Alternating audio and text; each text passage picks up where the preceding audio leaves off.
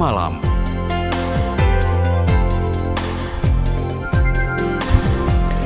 Terima kasih pendengar, Anda masih bersama kami dalam Indonesia Menyapa Malam. Dan sesaat lagi kami akan hadirkan program program Dialog XBIS, di mana tema yang akan kami usung adalah program pengembangan potensi SDM Wirausaha Pemula. Nanti kami undang Anda untuk dapat berpartisipasi di 0213523172, 3844545, 3862375, 3866712. Berikut Dialog XBIS.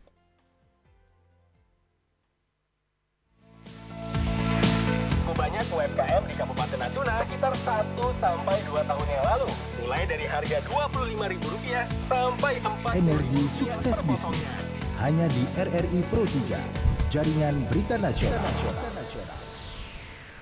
Dialog kerjasama bisnis talk show series atau XBIS Energi Sukses Bisnis. Dan malam hari ini kami mengusung tema program pengembangan potensi SDM Wirausaha Pemula. Seperti biasa saya tidak sendiri, ada Coach Margeti Herwin, Master Coach dan founder Smart Business Coaching Firm. Coach, selamat malam. Selamat malam, Assalamualaikum warahmatullahi wabarakatuh. Waalaikumsalam warahmatullahi wabarakatuh. Ini temanya betul-betul judulnya tadi Wirausaha Pemula. Yes. Ya, dan tentu narasumber yang akan kami ajak berbincang pun sangat berkaitan erat dengan hal ini. Ya. Yang sudah tersambung melalui aplikasi Zoom, malam hari ini ada Ibu Tuti Haryanti, ST, MSI, selaku Kepala Balai Besar Perluasan Kesempatan Kerja. Bu Tuti Haryanti atau Bu Yanti, selamat malam. Assalamualaikum. Selamat malam Bu Yanti. Assalamualaikum. Waalaikumsalam warahmatullahi wabarakatuh. Iya, sehat ya Bu ya? Sehat, alhamdulillah. Baik, Baik ya. Bu. Alhamdulillah sehat. Alhamdulillah. Coach, saya kepingin langsung ke Bu Yanti dulu ini. Ya. Karena Kepala Balai Besar Perluasan Kesempatan Kerja, artinya upaya yang dibuka untuk memperluas kesempatan kerja yang ada. Ya. Sesuai dengan tema kita, program pengembangan potensi SDM. Nah, Bu Yanti mungkin bisa dijelaskan di awal, sebenarnya apa yang menjadi tugas dan fungsi dari Balai Besar Perluasan Kesempatan Kerja di Bandung Barat ini, Bu? Baik, terima kasih Mas Rudi. Izin saya jelaskan dari awal dulu ya Mas. Silakan Bu. Posisi kami itu bagaimana gitu ya di Kementerian Ketenagakerjaan. Jadi kami itu adalah Balai Besar Perluasan Kesempatan Kerja, yaitu sebuah balai di bawah Direktorat Jenderal Penempatan Tenaga Kerja dan Perluasan Kesempatan Kerja Kementerian Ketenagakerjaan.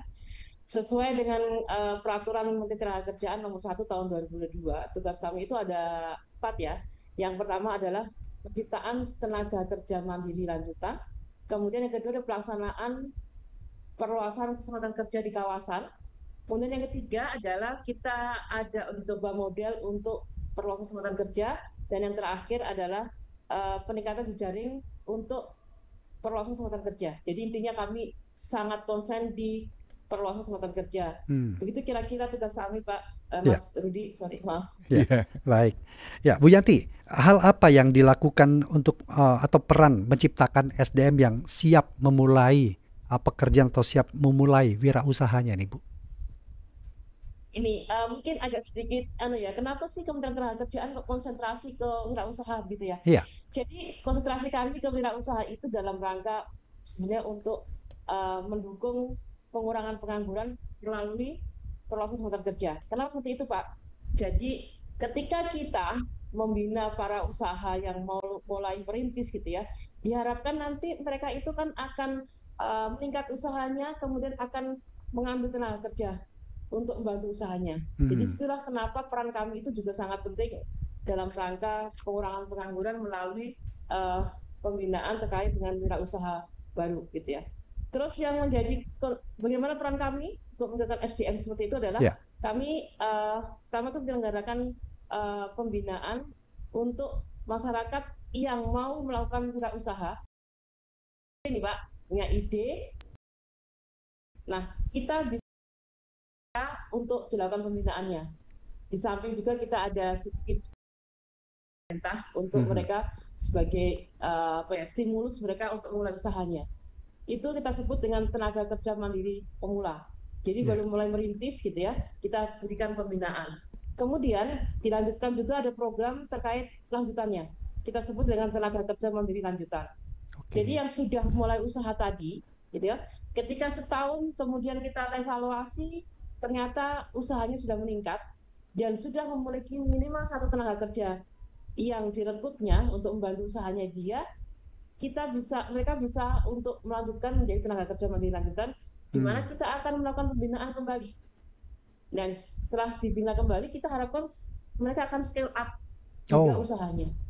Jadi Kementerian Tenaga Kerja itu dari bawah kita mulai membina masyarakat yang mulai punya ide usaha, kita bina. Setelah punya ide usaha itu kita lanjutkan lagi pembinaannya. Kira-kira begitu, Mas Rudi. Jadi sumber pesertanya siapapun yang memiliki ide usaha. Ada batasan umur dan gimana Bu kalau ingin mendaftar untuk masuk dalam program ini? Baik, minimal itu usianya 17 tahun, Pak. Gitu ya. Untuk kalau tenaga kerja mandiri pemula gitu ya, sampai usia 55 tahun juga mulai usahanya. Kenapa seperti itu? Supaya mereka ada waktu juga mengembangkan usahanya gitu. Jadi, sektor wirausaha apa yang masuk dalam program unggulan atau yang nanti akan menjadi program pelatihan di dalam balai perluasan ini, Bu? Gimana, Pak? Ini yang mungkin tersedia atau yang bisa diambil oleh masyarakat. Pak, untuk yang bisa masuk di tenaga kerja mandiri kami, yang pertama itu ada sektor pertanian, kemudian sektor perikanan dan perikanan ya, kemudian sektor peternakan, terus industri kreatif, kemudian ada makanan kuliner. Iya. Coach, ini menarik ya. Saya aja baru dengar ini, Coach. Jadi ada balai besar perluasan kesempatan kerja untuk wirausaha pemula yang memang ternyata di bawah naungan Kementerian Ketenagakerjaan. Dan menariknya ini adalah mempersiapkan kita sebagai wirausaha mandiri, Coach. Ya, jadi bukan dilatih kemudian ditempatkan di manufaktur ataupun di korporasi lain. Tetapi Coach, ini kan terbuka kesempatan bagi masyarakat luas yang memiliki ide usaha. Paling tidak apa yang harus dipersiapkan untuk mereka sebelum masuk ke dalam balai besar perluasan kesempatan kerja ini, Coach? Ya, jadi keinginan orang untuk menjadi pengusaha ini tinggi, tapi nggak tahu mau mulai dari mana, tidak tahu keahliannya apa, tidak tahu potensi yang bisa dikembangkan apa. Nah, dimulai dari hal itu, Kementerian Tenaga Kerja ini punya balai besar ya untuk perluasan kesempatan kerja dari 5 sektor tadi, ya untuk para generasi muda. Kalau kita bilang generasi muda Gen Z gitu ya. Kadang-kadang yang dia inginkan hanya digital gitu ya, bisnis yang muda, bisnis-bisnis yang kekinian lah mereka bilang. Padahal kita punya sektor yang luar biasa yang kita punya sumber daya melimpah kayak pertanian, perikanan, peternakan gitu ya. Itu luar biasa. Tetapi kalau mereka belajar dengan petani, mungkin petani ini nggak punya struktur pola pengajarannya. Dan teman-teman di balai besar ini membuat program pendampingan, bahkan program yang ada tahapan-tahapannya. Sehingga mereka bukan cuma belajar pengalaman atau spesialisasi ilmu bisnisnya saja, tapi juga mereka dibekali dengan apa sih yang mereka harus siapkan sebagai mental, ya, sebagai kesiapan dari membangun sebuah ide sampai kepada implementasi, bahkan bagi yang menarik dibantu dengan pendanaan.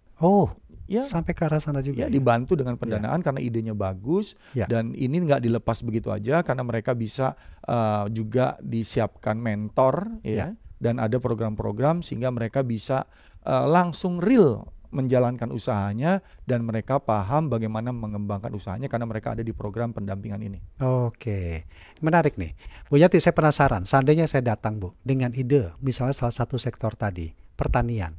Nah, apa yang akan saya terima dari Balai Besar Perluasan Kesempatan Kerja ini, kemudian strukturnya dalam berwirausaha bagaimana, dan mungkin juga kemudahan permodalan pun mudah-mudahan juga itu akan tercoverkah seperti itu, evaluasi pendampingannya seperti apa ini, Bu? Lengkap banget ini, Bu, ya pertanyaannya. Baik, ini sebagai alur proses alur proses bagaimana kita membina tenaga kerja mandiri tadi yang disampaikan oleh Coach Margareta ya. Margareta. Nah, jadi terkait dengan masyarakat kalau datang ke tempat kami, bagaimana alurnya gitu ya. Ya. Pertama mereka harus mendaftar di BizHub. Kita punya aplikasi untuk pendaftarannya melalui bizhub.go.id. Ya, itu di bawah koordinasi dari Siap Kerja gitu. Kemudian ketika sudah mendaftar sana, mereka harus memberikan proposal ya. Proposal disampaikan di BizHub tersebut. Karena kan sudah punya ide tuh, harusnya kan punya idenya seperti apa. Itu disampaikan dalam proposal. Di proposal itulah kami akan menilai apakah memang satu, dia memang cukup kuat di proposalnya tersebut ya, cukup kuat ketika dia mau memulai usahanya ya. Kemudian ketika sudah proposal, kita akan tentunya akan ada seleksi ya. Seleksi itu dari mulai seleksi administrasi. Soal tadi kita lihat kecukupan informasi di proposal tersebut. Kemudian juga kita lakukan seleksi substansi. Jadi juga mereka akan kita cek. Kemudian juga kita akan wawancara juga. Karena kita pengen tahu, kadang-kadang kan kalau proposal dengan langsung wawancara kan berbeda ya. Jadi kita ada tim juga, tim seleksi wawancara gitu, untuk menggali seberapa dia pengetahuan dia tentang usaha yang akan dia mulai. Tentunya kalau orang sudah punya ide usaha itu kan sudah kuat banget tuh. Paling enggak dia sudah mulai mencari informasi bagaimana usaha dia akan berkembang nanti dan apa yang akan dimulainya begitu. Terkait dengan passionnya dia kan, passionnya si masyarakat tersebut. Setelah itu tentunya tahap nggak sampai di sini aja, Mas Rudi. Kita juga akan turun ke lapangan untuk memastikan bahwa memang dia itu usahanya sudah mulai ada, ya. Ini terkait dengan tenaga kerja mandiri lanjutan ya Pak, karena saya di Balai Besar ini kan pada posisi tenaga kerja mandiri lanjutan. Kalau pemula tadi itu ada di ranahnya direktorat di Bina PKK di Jakarta. Itu mulai dari nol banget. Masyarakat yang baru mulai usaha di sana. Tapi kalau di ranahnya kami Balai Besar itu dia sudah mempunyai usaha rintisan dari tenaga kerja mandiri pemula tadi. Ya, saya bilang minimal setahun dia sudah usaha lah. Nah, ketika kita ngecek ke lokasinya, harusnya usahanya dia sudah mulai berkembang setahun itu seperti apa. Dan yang syarat yang sekarang kami kuatkan adalah si calon tenaga kerja mandiri lanjutan itu sudah harus punya minimal 1 tenaga kerja. Ya, dan itu terdaftar di BPJS tenaga kerjaan. Nah, ini yang mungkin syarat ini yang sekarang kita berlakukan, karena kenapa? Kita benar-benar menginginkan bahwa pengusaha atau wirausaha ini memang sudah mulai punya usaha yang cukup stabil gitu. Meskipun mungkin skalanya belum besar ya, tapi sudah cukup stabil sehingga dia sudah ada yang membantu dia untuk usaha dia. Setelah memang kita cek di lapangan memang betul ada usahanya dan sebagainya, maka proses berikutnya adalah mereka kita tetapkan sebagai calon tenaga kerja mandiri lanjutan yang akan mendapatkan bantuan dari pemerintah.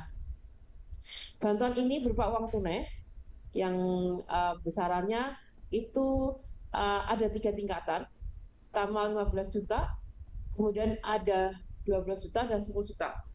Nah, kriteria 15, 12 atau 10 itu kita cek dari skala usahanya. Gitu ya. Berapa lama usahanya, berapa omsetnya dan sebagainya. Nanti kita cek situ. Kemudian mereka akan mendapatkan pembekalan. Nah, pembekalan ini tadi disampaikan oleh Coach Margaret, nanti akan didampingi oleh mentor. Di sana dia akan mendapatkan ilmu tambahan gitu ya tentang usahanya. Terus mulai dipetakan lagi masalah-masalah kendala usahanya selama ketika dia punya usaha tadi. Tentunya kalau kita ingin meningkatkan skala usahanya, kita harus tahu kendalanya dia seperti apa, dia harus cerita ke kita kendalanya seperti apa. Nah, fungsi mentoring ini yang akan membantu dia untuk mencari permasalahannya terkait dengan usahanya dia. Nah, pembekalan itu kami lakukan selama 4 hari. Setelah 4 hari, mereka kembali lagi ke lokasinya untuk berusaha, dan ini akan ada pendampingan lagi dari tenaga profesional. Pendampingan ini selama 4 bulan kita lakukan. Jadi cukup intensif kami mendampingin tenaga kerja mandiri lanjutan ini, Mas Rudi. Kami pastikan mereka bantuan yang diberikan oleh mereka tadi bisa bermanfaat, benar-benar bermanfaat untuk usahanya dia, meningkatkan omset usahanya dia. Biasanya berapa lama Bu alur prosesnya ini berlangsung Bu ya? Iya, cukup panjang kan, gitu. Jadi memang seperti itu, Oh, cukup panjang prosesnya, mhm. sehingga karena kami kan harus mempertanggungjawabkan program Oke, ini ya, memang tepat sasaran, ya, gitu, dan output serta outcome-nya juga tercapai.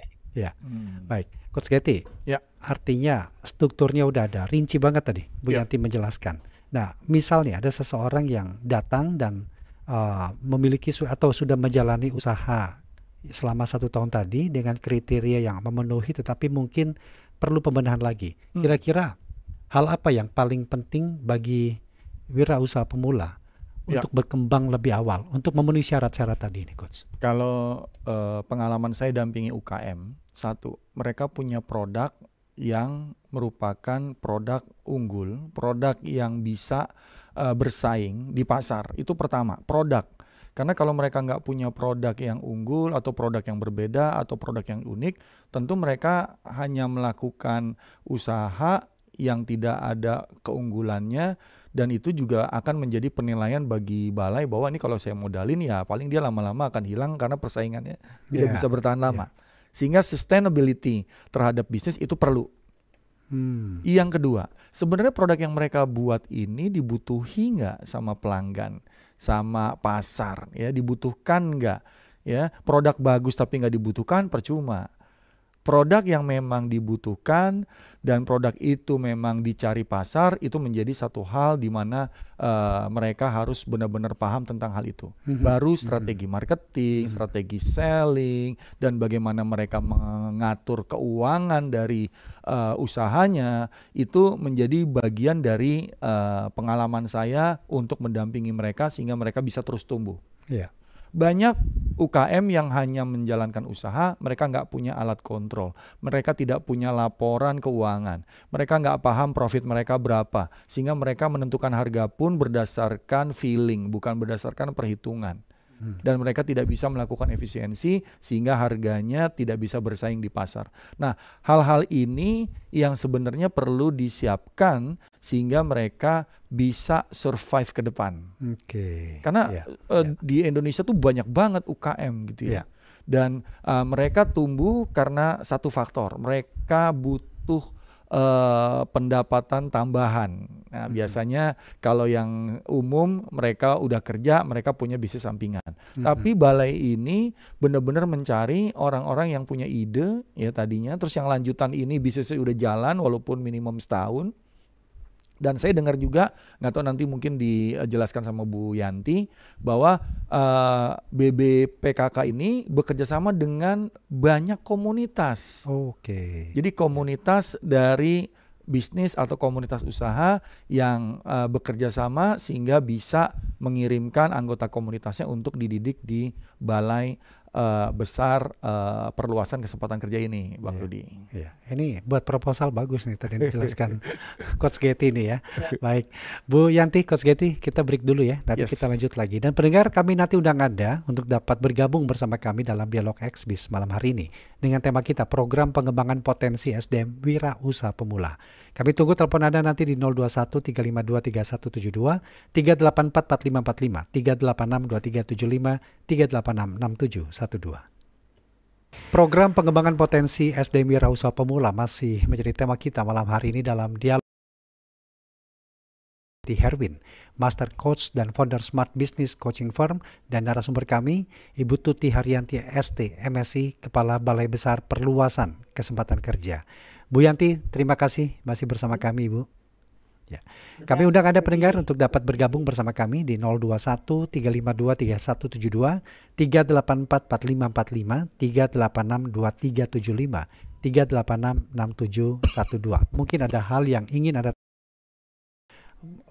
mungkin aja nih Coach, Ya, informasi ini tidak masif diketahui banyak orang kan. ya, Ternyata ada peluang untuk bisa menjadikan kita sebagai wirausaha mandiri. pemula. Ya, pemula di Jakarta, lanjutannya di Bandung. Wah, menarik sekali ini. Baik, silakan kami tunggu telepon Anda. Ada Pak Ahmad di Jember, Jawa Timur. Pak Ahmad, selamat malam. Halo, selamat malam, Bung Rudi J. Iya, Pak Ahmad. Silakan, ada Coach Getty dan ada Ibu Yanti. Apa yang mau disampaikan? Bu Seti dan Bu Isaba. Ibu Yanti. Ibu Yanti. Kenal dan selamat malam Bu Yanti. Malam Pak. Selamat malam, Pak. Ya, salam sehat. Ini saya Ahmad Abdullah dari Jember, Jawa Timur. Ingin bertanya ya, di era digital ini kan serba sulit untuk orang menengah ke bawah ya, SDM kalangan menengah ke bawah ya. Itu apa ada strategi atau ada perencanaan khusus yang harus ditingkatkan ini, Bu Yati? Oke. Mohon dijelaskan dan sejelas-jelasnya ya. Di era digital ini untuk kalangan menengah ini mesti ada kesulitan untuk meningkatkan SDM-nya. Terima kasih. Kurang lebihnya mohon maaf. Salam sehat dan salam tangguh selalu. Wassalamualaikum warahmatullahi wabarakatuh. Waalaikumsalam. Ahmad. Ya, kemudian Bu Dinda di Bogor. Selamat malam Bu Dinda. Malam Bung Rudi. Iya, silakan Bu Dinda. Malam Coach. Malam Bu.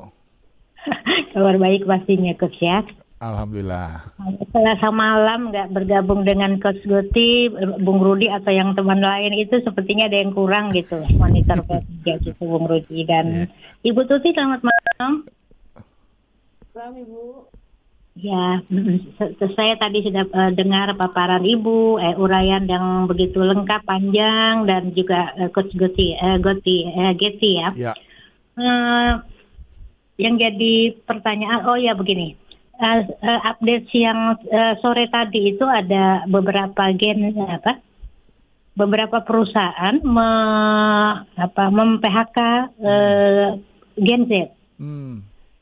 Pekerja Gen Z itu kan. Nah itu sepertinya bisa masuk nih di tadi ada peraturan yang Ibu Tuti sampaikan gitu 17 sampai 55 tahun kan begitu ya Coach Geti dan Bung Rudi ya. Nah barangkali ini bisa ini ya mungkin untuk mereka ini kasihan juga ya sampai di PHK gitu karena kinerjanya masih kurang begitu ya. Mungkin dengan berusaha untuk mandiri di komunitas ini mungkin mereka bisa menjadi lebih maju begitu Coach Geti.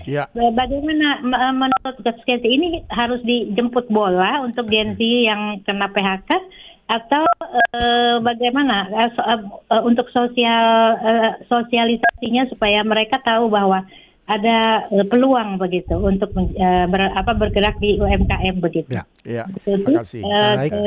Coach Geti dan Bung Rudi terima kasih banyak, selamat malam. Terima kasih Bu Dinda, selamat malam. Bu Yanti mungkin bisa menanggapi terlebih dahulu yang disampaikan Pak Ahmad tadi, khususnya di era digital ini di kalangan menengah bawah, bagaimana ini menciptakan SDM mereka ini Bu, dan pertanyaan juga dari Bu Dinda baru saja.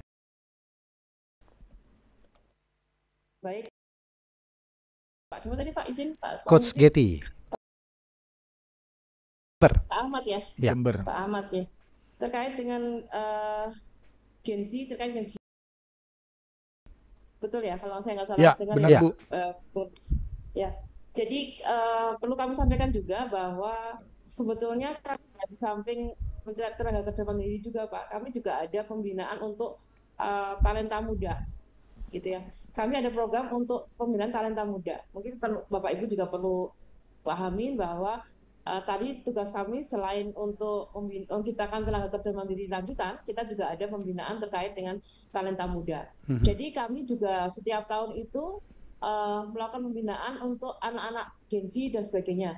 Jadi mereka kita yang punya ide terkait dengan digital, gitu ya. Kita akan adakan kompetisi inovator muda. Jadi setiap tahun kita adakan lomba kompetisi terkait dengan ide usaha juga, tetapi dalam bentuk digital gitu.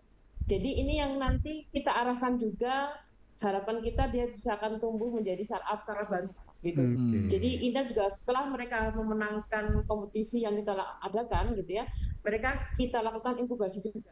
Besok ini kita akan melakukan pembukaan terkait dengan inkubasi untuk mencetak startup dari generasi Gen Z, Rudi dan Coach Geti. Jadi mereka juga kita arahkan juga mereka untuk usaha juga. Nah, tapi usahanya lebih kita arahkan kalau memang passionnya digital gitu ya, kita arahkan juga dalam bentuk usaha yang bersifat teknologi digital gitu. Ya, tahun depan kita juga akan ada program untuk kompetisi inovator muda, tapi untuk game. Gitu. Mungkin anak-anak muda yang suka game gitu ya, kita fasilitasi mereka dalam bentuk kompetisi gitu. Dan itu nanti juga sama polanya pembinaan kami, seperti halnya kita membina kompetisi inovator muda yang sekarang yang diarahkannya untuk entrepreneur. Ya. Kalau yang Bu Dida tadi bagaimana agar mendorong nanti juga pengen tahu memotivasi nanti Coach Getty. Ya. Banyak atau mungkin ada beberapa korporasi yang melakukan PHK, terutama mereka masih dalam usia produktif, Gen Z mungkin di situ. Bagaimana hal ini bisa menjadi peluang bagi mereka untuk masuk ke balai besar perluasan kesempatan kerja nih Bu Yanti? Baik. Sebenarnya untuk sosialisasi kami terkait dengan program kami tenaga kerja mandiri baik pemula maupun lanjutan sudah kita lakukan melalui website, melalui kanal-kanal sosial media kami, baik itu di Kementerian Tenagakerjaan maupun di Direktorat Bina PKK, ada kanalnya, kanal sosial medianya juga di kami di BPPK Bandung Barat. Untuk sosialisasi secara offline, kita juga sampaikan bersurat juga ke beberapa pemerintah daerah gitu, untuk disampaikan tentang program ini. Memang mungkin kami belum terlalu masif ya, ini juga menjadi catatan buat kami. Kami belum terlalu masif untuk menyampaikan program-program ini ke masyarakat. Tetapi saya kira melalui dengan kondisi sekarang yang digital, mulai sosial media mulai banyak gitu ya. Jadi kami juga melakukan sosialisasinya ke sosial media kami sih. Iya. Termasuk obrolan kita ini, Coach Getty ya. Teman-teman yang tadi ter-PHK, Gen Z ter-PHK juga bisa mengikuti program ini. Tentunya dimulai dari tenaga kerja mandiri pemula dulu. Karena sebelum ke lanjutan harus sudah pernah mendapatkan tenaga kerja mandiri pemula. Artinya ini ada suatu kesempatan besar, Coach. Jadi apapun kendala ataupun kondisi yang dihadapi bisa dijadikan sebagai solusi tadi. Nah, bagaimana Coach memberikan motivasi untuk ini, mendapatkan atau meraih peluang ini, Coach? Di awal program XBIS ini, setiap waktu saya selalu jelaskan bahwa pada saat kita mau mendapatkan impian kita harus punya step by step tujuan. Dan kita sebagai Gen Z harus tahu saya ini sukanya apa, saya ini potensinya apa, itu udah harus tahu. Bukan berarti menunggu terus cuma yang dilakukan hanyalah pekerjaan-pekerjaan rutin biasa, tidak mencari tahu di digital. Kalau Anda adalah generasi Gen Z yang sudah familiar dengan digital, Anda bisa searching apa bidang usaha yang menarik, apa pekerjaan yang akan banyak dicari di masa depan, apa usaha yang benar-benar sustainable bisnisnya sampai ke masa depan itu terus akan tumbuh. Mana bisnis-bisnis yang udah stuck, mana bisnis-bisnis atau kemampuan-kemampuan yang kalau saya belajar hari ini saya akan bersaing sama robot. Nah ini bisa dicari dan kalau dibilang BBPKK, Balai Besar ini, saya searching di Google aja sebentar saya dapat. Saya tanya tentang apa yang akan saya cari di Google, langsung muncul beberapa link sosial media, bahkan video YouTube tentang Balai Besar ini. Nggak susah mencarinya, karena informasi sekarang terbuka. Dan kalau belum masif sebenarnya yang cari yang nggak masif nih Bu. Jadi sebenarnya Balai Besar sudah cukup gitu ya, memberikan sebuah program, mendokumentasikan setiap kegiatan gitu ya. Tapi kalau kita dibilang sekarang ini kita dunia digital, pertanyaannya adalah bagaimana kita mencari informasi yang tadinya kita tidak ketahui, kita dapat kata kuncinya sehingga kita mau belajar. Dan belajar ini di era saat ini tidak harus di kampus, tidak harus di dunia pendidikan. Banyak orang yang tidak punya kesempatan sekolah tapi dia pinter dan dia tahu banyak hal karena dia belajar dari dunia digital. Nah ini yang perlu dibangun. Jadi generasi muda ini harus punya yang namanya impian, tujuan besar untuk Anda bisa mengisi kehidupan Anda ke masa depan dengan sukses dan luar biasa. Kita ke pendengar lagi Bu Yanti dan juga Pak dengan Coach Getty. Ada Pak Irwan di Padang, kemudian Pak Agung di Jakarta. Pak Irwan di Padang, selamat malam. Selamat malam Mas. Iya Pak Irwan, silakan. Ya, selamat malam juga Coach Getty. Selamat malam sama Pak. Ibu Yanti. Ya, Pak Irwan. Terus ini Bu, Mas, Ya. Saya mau nanya, kira-kira ini kan saya kira-kira 77 tahun lagi pensiun ini, Mas. Ya kan? Tinggal saya di kota kecil gitu, tapi modal ada untuk bikin usaha. Tapi saya bingung usaha apa yang bagus gitu. Terus cara untuk melihat apa? Melihat peluang itu usaha ini yang bagus gitu ya. Gimana caranya itu, Mas? Pak Irwan di kota apa, Pak, di Padang? Di Lubuk Sikaping namanya. Lubuk Sikaping. Oke, Pak. Ya. Kita tampung dulu ya, Pak Irwan ya. Oke. Terima kasih loh, Pak Irwan. Baik. Ya. Pak Agung di Jakarta, selamat malam. Getty dan Mbak Yanti yang terhormat, assalamualaikum. Waalaikumsalam, Pak Agung. Waalaikumsalam warahmatullahi wabarakatuh. Silakan, Pak Agung. Ini program pemerintah juga yang baru diluncurkan ya? Iya, benar, Pak. Tentang membina generasi Z itu, generasi muda untuk pemula. Dan juga lanjutan. Lanjutan juga ya? Ada. Iya, karena kita ini kan sedang banyak PHK massal ya. Ya. Dan Pak, ini tentu segala usia. Ya. Dan yang butuh kerja tentu segala usia saat ini. Dan ini salah satu solusi dari pemerintahan Prabowo Subianto, Mbak Presiden dan Mas Gibran Rakabuming Raka itu memang ingin membuka lowongan kerja sih sebetulnya. Lalu ada buat usaha ya. Tapi ini kalau tidak salah sudah pernah dilakukan di zaman Presiden Joko Widodo ya. Udah. Dan ini diteruskan lagi ya, kemungkinan seperti itu. Iya. Nah ini benar, kan Pak. tinggal bagaimana program ini saat ini benar-benar bisa bermanfaat bagi para yang membutuhkan kerja. Kan itu masalahnya. Selama ini ada program tapi ternyata sudah buka 11 juta lowongan kerja kata pengumuman Bu Sri Mulyani waktu itu Menteri Ekonomi. Di tahun 2024 ternyata masih banyak yang butuh kerja. Jadi ternyata ini data pertama ada di pendataan masalahnya ini. Kalau pendataan tidak akurat, terutama di Badan Pusat Statistik Negara, kita sudah bulan Agustus tahun 2003 dibilang 7,2 juta pengangguran, ternyata sudah dibuka 11 juta pengangguran, ternyata masih banyak yang nganggur, berarti data ini tidak akurat. Jadi pertama harus dibedarkan dulu data-data survei siapa yang bekerja, siapa yang tidak bekerja, siapa yang butuh kerja dan tidak, lalu berikutnya baru pembinaan yang tadi disebutkan. Kemungkinan seperti itu. Terima kasih. Terima kasih Pak Agung di Jakarta. Ya, ini sisa waktu. Mungkin Coach Getty dulu bisa menanggapi. Oke. Bu Yanti, sekarang ini balai besar ada berapa banyak di Indonesia ya, Bu? Selain yang di Bandung Barat ya, Bu? Jadi kami dibedakan dua ya, Pak. Kalau Direktorat Jenderal Bina Penta dan PKK itu balai besar hanya satu saja. Tetapi kalau Direktorat Jenderal Bina Lavotas terkait dengan kita sebut dengan BLK dulu ya, Pak. Balai Latihan Kerja. Training ya, itu ada 6. Gitu. Tapi itu training ya Pak, bukan mitra usaha. Kalau mitra usahanya satu-satunya balai besar baru yang ya, miliknya Kemenaker. Ya. Nah, jadi menanggapi tadi Pak Irwan di Padang ya. Lubuk Sikaping. Saya alhamdulillah sudah ke Bukit Tinggi, ke Kota Sawalunto, ke Solo gitu ya, mendampingi koperasi Solo Rajo di Solo, Kota Solo. Terus saya diundang bicara di komunitas pebisnis di Kota Sawalunto. Satu hal yang saya tekankan kepada para UKM bahwa negeri Anda ini kaya, nggak usah cari di tempat lain gitu.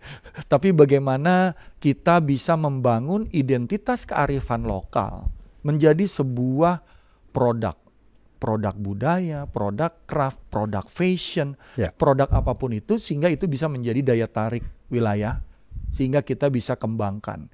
Sesuatu yang tidak menarik jika kemasannya bagus, jika kita bisa menjelaskannya bagus, jika story-nya bagus, pasti akan dicari orang. Jadi di sini masalah kemasannya. Produk itu banyak yang punya. Tapi kalau ada namanya kopi Bali, kopi Aceh, kopi Lampung, itu udah jadi identitas. Bahwa ini kopi Lampung. Karena setiap kopi pasti punya rasa yang berbeda. Nah, begitu juga jika kita ingin menumbuhkan diri kita, pertanyaannya adalah apa yang kamu suka, bukan apa yang kamu harus pelajari. Tapi kalau kamu sukanya di bidang peternakan, ya udah dalamkan aja, cari di mana sumber daya pelatihannya, di mana programnya. Sekarang semuanya gampang dan terbuka. Itu yang harus kita mulai lakukan, Bang Rudi. Dan Bu Yanti di sini ini sudah menjelaskan tentang perannya balai besar. Baik, Bu Yanti, dalam program lanjutan ini berapa lama waktu yang dibutuhkan? Kemudian bagaimana nanti evaluasi dari program ini sendiri, Bu? Jadi gini, tadi saya sedikit ralat ya terkait dengan TKM pemula dan TKM lanjutan ya. Untuk TKM lanjutan itu usianya ternyata saya cek, saya tadi 17 itu untuk yang pemula ya. Yang lanjutan itu mulai 21 tahun sampai dengan 64 tahun. Oh, 21 sampai 64. Dan tidak sedang sekolah, itu poinnya. Tidak sedang sekolah. Kami kan ngurusin orang yang tidak sedang sekolah nih Pak, gitu. Pengangguran dan sebagainya itu urusan Kemenaker gitu kan. Kalau sekolah, enggak ada kementerian yang lain gitu. Jadi kuncinya itu, tidak sedang sekolah, maka bisa ngikutin program kami di Kemenaker ini terkait dengan TKM lanjutan. Terus kemudian yang penting lagi adalah ini, tadi saya kurang jelaskan juga, setelah pendampingan kami selama 4 bulan tadi ya, Bung Rudi dan Coach Katie, kita itu juga ada di akhir itu kita adakan business matching. Business matching. Ya, tadi Coach Katie sempat sampaikan kan kami kan punya jejaring dengan investor, dengan buyer, gitu, dan itu jaringan kami cukup besar, cukup banyak lah gitu. Mungkin sekitar 200-300 buyer, supplier itu investor. Filantropi itu mitra kami. Jadi pada akhir kegiatan, misalnya kita lakukan di sekitar bulan September, Oktober, November gitu ya, itu kita adakan business matching. Jadi kita seleksi dari TKM lanjutan kita yang memang produknya tadi kata Coach Katie memang layak untuk ditampilkan gitu, layak untuk dilirik oleh investor. Tentunya mereka silakan mendaftar. TKM tadi silakan mendaftar di aplikasi kami terkait dengan business matching. Nanti kita akan seleksi awal oleh investor, seleksi awal by online. Kira-kira ini produknya oke, dia dikasih waktu untuk melakukan 2 menit. Dalam waktu 2 menit dia bisa menampilkan keunggulan produknya dia. Nanti investor atau supplier atau buyer tadi akan sudah melihat nih, kira-kira ini oke, pantas untuk saya lirik. Nah, setelah itu mereka akan kita pertemukan langsung dengan buyer, dengan investor tadi secara tatap muka. Nah, di situ ada business meeting dengan mereka, kemudian ada pitch deck juga dan sebagainya. Mereka bisa langsung negosiasi di sana. Baik. Nah, inilah kami sebagai Pak Comblang lah istilahnya gitu. Jadi artinya dari awal kemudian dibina ada kelanjutan sampai nanti ada ditemukan dengan sektor usaha yang matching dengan swasta ataupun dengan investor yang ada di sana ini Bu ya. Iya, betul. Baik itu untuk supply chain maupun untuk investor, maupun ada lagi yang memang misal untuk kayak hibah itu juga ada. Jadi Basnas Jawa Barat itu rutin menjadi mitra kami dan mereka mengambil UKM Jawa Barat gitu ya untuk dikasih hibah. Keren. Dengan program Duafa hibah gitu kayak artinya ini adalah kesempatan besar untuk masyarakat kita. Benar. Baik itu pemula ataupun yang sudah lanjutan dengan syarat saya rasa sih tidak terlalu sulit ya kalau kita memang sudah memiliki pemahaman seperti Coach Katie katakan tadi. Coach sebagai penutup, jadi apa yang bisa kita rangkum dari perbincangan kita dengan adanya kesempatan yang cukup besar yang bisa kita ambil ini Coach? Ya, jadi keberhasilan Anda, kesuksesan Anda itu dekat. Bagaimana supaya Anda bisa meraihnya? Anda punya ide, Anda percaya diri, dan Anda take action. 3 hal inilah yang akan membuat Anda bisa menciptakan lapangan kerja, membuat produk-produk yang dibutuhkan masyarakat, sehingga yang namanya pengangguran itu bukan berarti nggak dapat kerja, tapi memang pengangguran yang ada saat ini kita perlu dampingi, kita perlu lakukan pembinaan sehingga mereka punya keahlian. Insya Allah mereka bisa ciptakan lapangan kerja, bukan hanya mencari kerja. Itu aja Bang Rudi. Menciptakan pekerjaan, menciptakan lapangan kerja, dibimbing, dibina, dimodalin lagi, ditemukan lagi. Itu keren banget. Mudah-mudahan nanti Bu Yanti ya, ini menjadi program yang menjadi unggulan bagi masyarakat kita ke depannya, terutama kalangan muda untuk membangkitkan sektor wirausaha kita. Terima kasih Bu Yanti. Salam sehat sejahtera, sukses Bu. Bu Yanti, terima kasih banyak sudah berbincang bersama kami Bu. Sehat selalu Ibu. Selamat malam. Assalamualaikum. Waalaikumsalam. Warahmatullahi wabarakatuh. Demikian tadi dialog SBS malam hari ini bersama dengan narasumber kami yaitu Kepala Balai Besar Perluasan Kesempatan Kerja Bandung Barat Tuti Haryanti dan Master Coach dan Founder Smart Business Coaching Firm Margeti Herwin. Coach Katie, terima kasih. Sampai ketemu lagi Selasa depan dengan tema lain. Sehat selalu Coach. Selamat malam. Selamat malam. Dan pendengar tetaplah bersama kami dalam Indonesia Menyapa Malam.